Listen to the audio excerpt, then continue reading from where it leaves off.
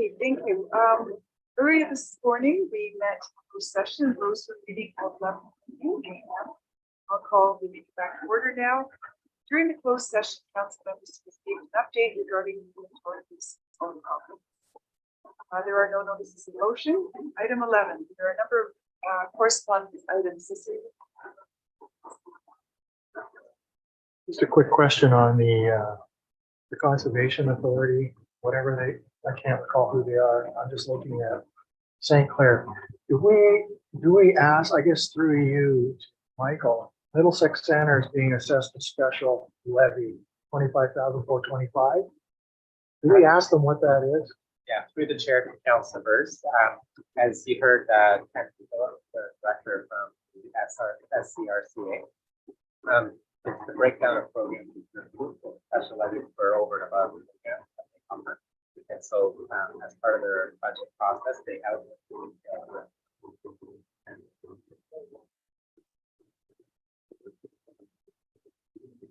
Anything else anyone wants to ask? The motion before us is that council for the municipality correspondence items 11.1 through 11.5 this is on the first point of the council agenda as information. Please, Councillor Kate and Councillor Bruce on favor. That is okay. Okay, other business. At the close of last year, council asked that I do a monthly summary report of what we've been up to. So January has passed and we're in February, so I have filed some information for your pleasure. So I grouped it by items. That works fine, and if it doesn't, you can tell me we want another format. But anyways, I started off with an interview with Banner and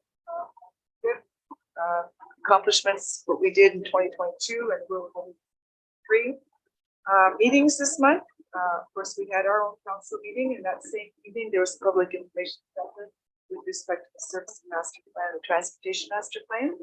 We attended that. On the 19th, the Lake Huron Water Board met, and that was an afternoon meeting. Evening, there was a Board of Health meeting. Both of those meetings basically, everyone got together, so essentially, those kinds of elections were up, and then we were updating what's coming down the pipeline in the coming year. On the 26th, 27th, I attended executive meetings for maybe people in the afternoon, and we did the whole that evening, and then the next day was a full board meeting. Information on all of these is available online. If you want to look at agendas or kinds of stuff. And if there is anything, happy to clarify if there's some item that catches your attention. Those are long, some of those are long agendas, so I don't want to really get into too much detail. Anyways, the fun part now, the local events that were locally. On the 16th of January, that was an exciting day in Ilderton. So Curling Club welcomed the Scots from the Scots Tour of Canada. So these are curlers from Scotland who come to Canada once every 10 years.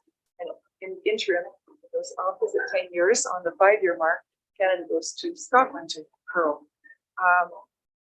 There's a lot of history here. I don't want to get all into that, but it's been going on for over 100 years, 120 years. This year's tour started on January 11th and it winds up on Friday. And Central Region, of which we're part, they'll have played 33 games across Elora and Ottawa and Vinci and Ilderton. So it's a big thing. So the gentlemen weren't playing on that morning. We're invited to get acquainted with our community. They were taken on a tour. After the tour and the games, we had lunch and speeches, presentations, and music. These guys all sing. And they then left for the Highland Club in London for Game 8. So I want to congratulate all the members of the Ilderton Curling Club who worked to deliver memorable events, as well as Court Carmichael, who organized a tour for the people who weren't playing on that morning. And it was clear that everyone in Middlesex was a welcome visitors. On the Tuesday, the 17th, I joined Board of Justin and other Middlesex County councillors for the Mayor's Breakfast in London. You probably saw that on the news. So speeches. So that was a good couple of hours. presentations and discussion and speeches. Then on the 20th, Premier Board and Ministers Dunlap and Jones attended presentation meeting of Middlesex non-paramedic service in the morning. And that was on the state program for increasing the number of people who graduate from medically grade healthcare. So we're here and we're excited to work. And then most recently on Sunday the 22nd to the 24th, there was the Roma conference, and as usual there was a whole raft of presentations. I do want to highlight one in particular on decarbonizing the Ontario energy system. Our CEO presenter at that, and you probably noticed the thank you letter from Roma for you. I also attended, there were 3 delegations from the county there. I attended 2 of those, one with Minister of Housing, that is on Michael Parsa. We highlighted the lack of rental and affordable housing in the county. And we also requested the social services relief funding that we brought to house people who are homeless. 7 rooms at the hotel at Strathroy. And that funding will be continued. It's called the Return Accommodation Project. We would like to continue that work, so we're hoping to get beyond the March 31st cutoff. Also, we had a meeting with Therese Barnes, who's the MP for HAC. She's Parliamentary Assistant Minister of Education, and we thank them for the funding for the licensed daycare center in River Heights, Worcester. That is the first licensed daycare in that municipality. So we were talking about that and.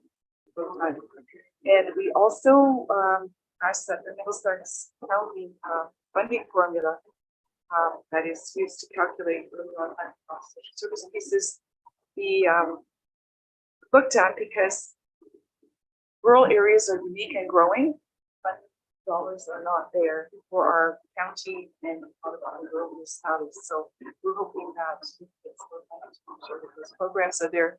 The waiting lists within other areas are pretty long, so there's a need for early on money in our area.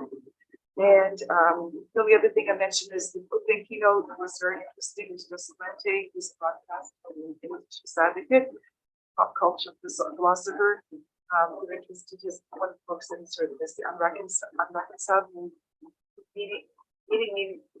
Making Meaningful Change by the we talked about his life and the status of the legislation process in Canada and what could be done to further that.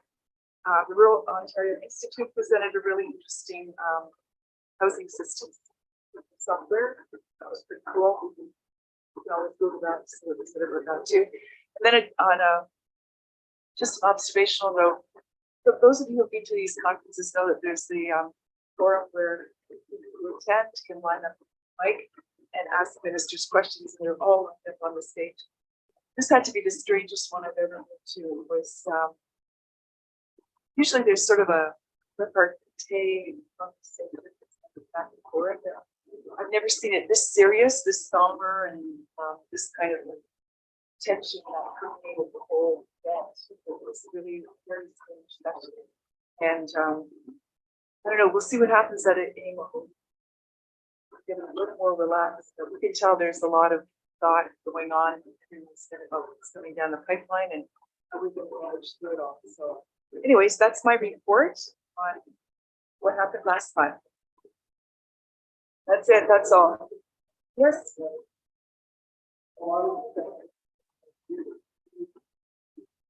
See, and all the stuff you go to, but there is a lot on the table, and I would just say that's why I'm the deputy mayor and not the mayor. Just thank Ina for what she does. Yes, go ahead, Frank. Maybe we can talk about this in the future. Has anybody defined affordable housing? Like, is it a dollar amount per condo, or is it rent to a certain level? Because there was we don't have to answer that, but. Yeah, well, there was affordable housing rent at $1,200 a month, and affordable housing at $73 a month. What are they dreaming, John? I mean, come on. Yeah. there was a good article in the Free Press, 60% of Londoners cannot afford the rent that are being charged, 60%. So anyway, it doesn't come here, but one day, And they're not all students. yeah, I know. Yeah, that's Okay. the really sad part is these families that are struggling. Okay, if there's nothing else on other business, we're at bylaws. The motion before us is that bylaws 2023, number 11 through number 15, listed on the February 1st, 2023 council agenda, be adopted as printed. With a mover, please, and a second, Councillor Heffernan. Fixed. Oh, yeah. Oh, drainage. Yes, sorry, we referred to drain number 13.2. So that is out of there. Sorry, I noted that for myself.